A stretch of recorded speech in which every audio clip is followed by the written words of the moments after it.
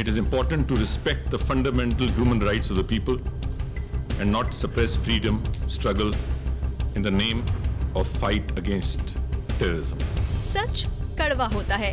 शायद इसीलिए चौधरी निसार की हक गोई से भारतीय वजीर दाखिला का मुंह इतना कड़वा हुआ कि दिल्ली पहुंचने के दूसरे दिन भी तलखी कम होने का नाम ही नहीं ले रही।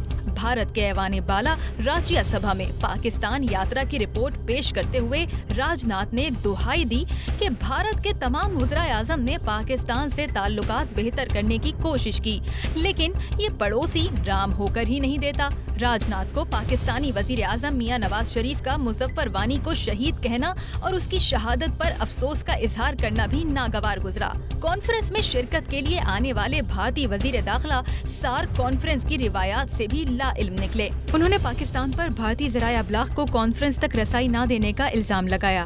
मैं तो स्पीच दे रहा था, मैंने नहीं देखा कि उसका लाइव टेलीकास्ट हुआ कि नहीं हुआ, लेकिन यह सच है कि भारत से जो दूरदर्शन और एएनआई के रिपोर्टर और हमारे पीटीआई के रिपोर्टर्स थे, उनको अंदर प्रवेश करने की इजाजत नहीं दी।